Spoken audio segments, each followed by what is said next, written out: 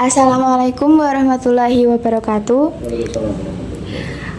Kami perwakilan dari kelompok 5 ingin mewawancarai Bank Syariah Indonesia Cabang Wonogiri. Sebelumnya, perkenalkan kelompok kami yang pertama ada Aisyah Salsabila Ijolindo absen 2, Asyifa Rizky Amalia absen 7, Elisa Fidian Satrisna absen 10, dan saya sendiri Sabina Nasyolarisa absen 30. Kami perwakilan dari SMA Negeri 2 Wonogiri ingin mewawancarai salah satu pegawai yang ada di Bank Syariah Indonesia Wonogiri, Cabang Wonogiri. Untuk sebelumnya, bisa memperkenalkan nama terlebih dahulu dan menjabat sebagai apa? Bisa. Bismillahirrahmanirrahim. Saya di sini atas nama Burhanuddin. Untuk jabatan saya sebagai marketing untuk khusus pembiayaan mikro. Kalau boleh tahu, tugasnya itu seperti apa dan bagaimana? Kalau di perbankan sendiri kan ada beberapa tugas pokok ya, kan dari pimpinan, terus di bawahnya kalau saya sendiri kan sebagai marketing yang bertugas untuk produk mikro. Itu kami pertama mencari nasabah dulu, setelah itu kita analisa kalau dari usahanya itu untuk pembiayaannya masuk, nanti kita ajukan ke pimpinan, setelah itu kita proses untuk pencairannya. Nah, kalau selain itu di dalam memantau nasabah itu kita juga memantau dari segi angsurannya dan perkembangan usahanya sih. Lalu untuk perbedaan dari bank syariah sendiri dari lembaga bank konvensional itu, perbedaannya kira-kira apa saja? Oh ya, untuk syariah sendiri ya kan terkadang itu banyak masyarakat umum itu kalau beranggapan perbedaan bank syariah dengan bank konvensional itu kan kebanyakan perbedaannya itu riba dan tidaknya. Iya. Padahal kan itu dari sisi umumnya sih. Karena kan kalau perbedaan si signifikannya itu yang lebih khusus, kita kan akadnya. Kalau di bank umum itu kan perjanjian kontrak, perjanjian kredit, PK, perjanjian kredit. Kalau di syariah itu kan kita sesuai apa tujuan nasabah itu. Contohnya, nasabah itu mengajukan pembiayaan di kita, itu tujuannya soalnya usahanya kelontong. Iya. Itu kan dia mau menambah modal kerjanya. Berarti kan kalau modal kerja itu kan kalau kelontong itu barang-barang yang dijual.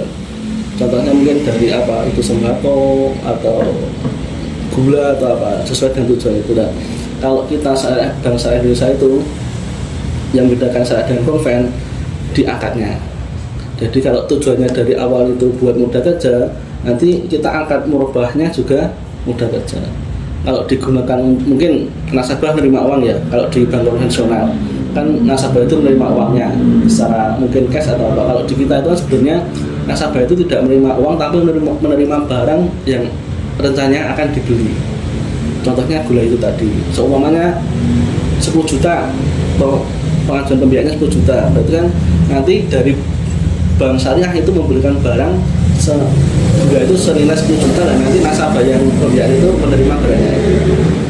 Dan nanti kan pengembaliannya secara dicicil.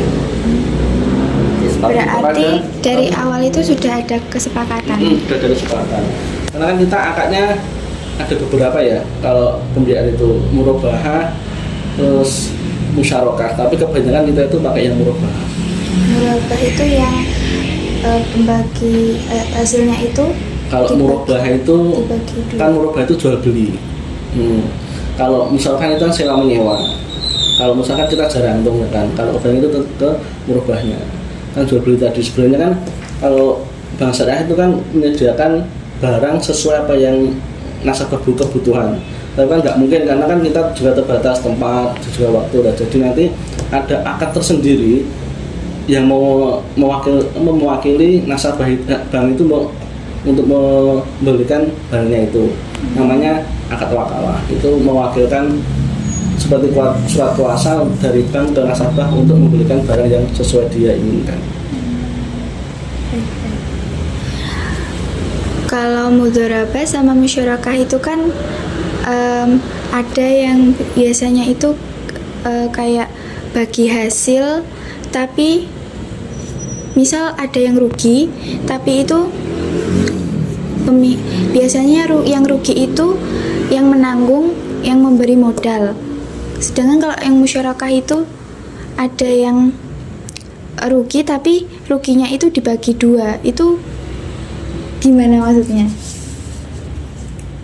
Itu tadi kan ada beberapa skema pembiayaan.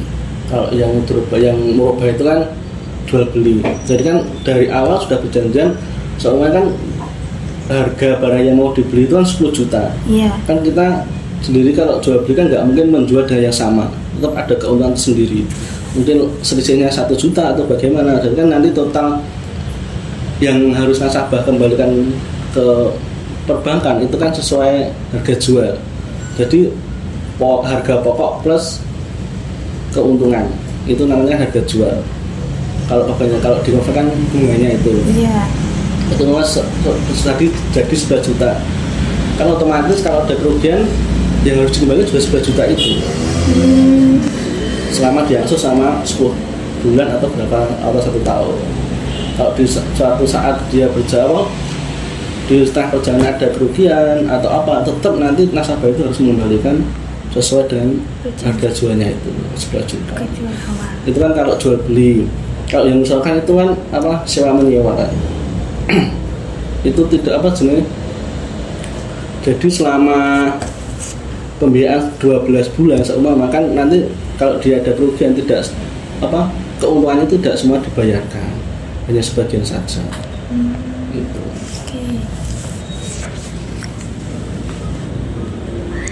Terus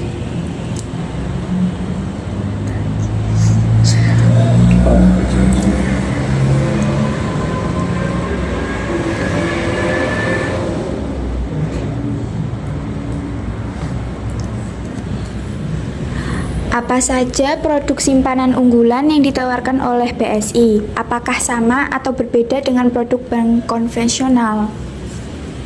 Kalau produk itu biasanya setiap bank berbeda-beda ya. Iya. Walaupun itu sama konven, sama syariah itu kan berbeda-beda. Kalau kita kan kalau tabungan sendiri itu kan ada tabungan isi wadiah, isi mudharabah, dan haji juga berencana. Kalau tabungan itu sendiri kan kebanyakan kalau yang isi wadiah itu kan itu tidak ada adminnya, cuma ada biaya pemeliharaan ATM-nya. Tapi kalau mudharabah itu kan nanti ada bagi hasilnya. Seumpama nanti nasabah itu menitipkan uang kepada kita senilai 10 juta, nanti setiap bulannya ada bagi hasil yang didapatkan oleh nasabah itu. Tapi untuk biayanya juga biaya administrasi juga ada. Itu kalau tabungan. Kalau pembiayaan juga banyak. Kita kan mikro juga ada. Itu kan untuk pelaku UMKM, terus konsumer itu pegawai. Kalau SME itu untuk perusahaan-perusahaan. Dan kebanyakan itu kalau yang kalau kita itu di mikro sama yang menjadi dua itu tentang pembiayaan emas, digital emas itu. Karena kan kalau digital emas sendiri itu kan hanya beberapa perbankan yang menyalurkan, terutama di Bank Syariah Indonesia itu sendiri.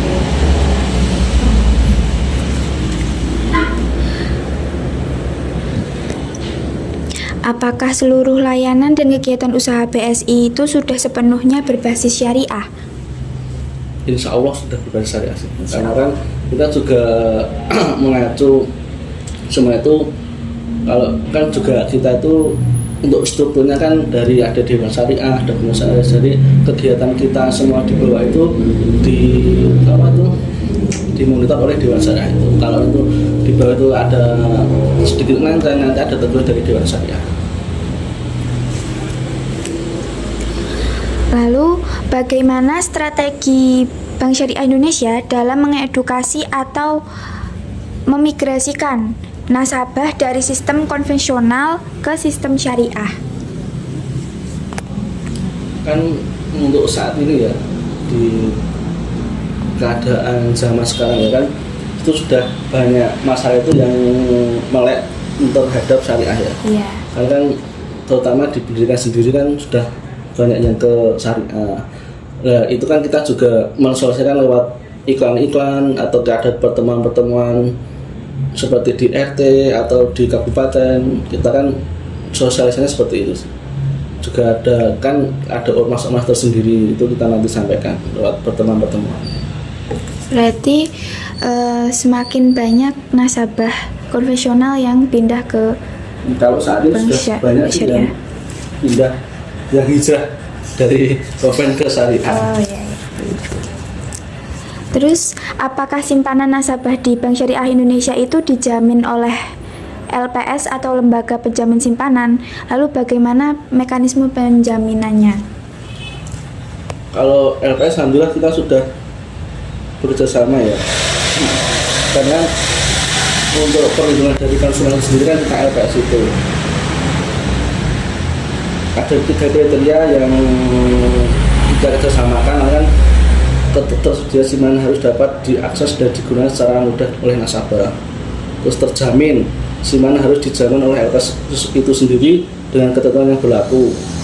Terpercaya, simpanan harus berasal dari sumber yang sah dan tidak melibatkan aktivitas ilegal. Itu sih. Untuk terakhir, apakah pengawas bank konvensional itu sama dengan bank syariah atau berbeda? Mungkin seperti OJK, otoritas apa namanya? Otoritas apa? Jasa keuangan. Sebenarnya kan kalau di perusahaan yang bergerak di keuangan itu semuanya kan yang terlibat itu Bank Indonesia, terus OJK, LPS. Jadi semua yang lembaga keuangan itu pasti kerjasama dengan itu, karena itu kan tidak terlepas antara perusahaan dengan nasabah, ada keterkaitannya itu. Berarti kemungkinan besar semua bank itu Iya, karena kan kalau OJK sendiri kan sebuah lembaga keuangan, dia mau berdiri tanpa ada izinnya dari OJK itu tidak bisa berdiri gitu. Mungkin itu saja yang bisa kami tanyakan. Kurang lebihnya mohon maaf. Terima kasih atas perhatiannya. Wassalamualaikum warahmatullahi wabarakatuh. 透き通る花びらに唇を寄せてはこちら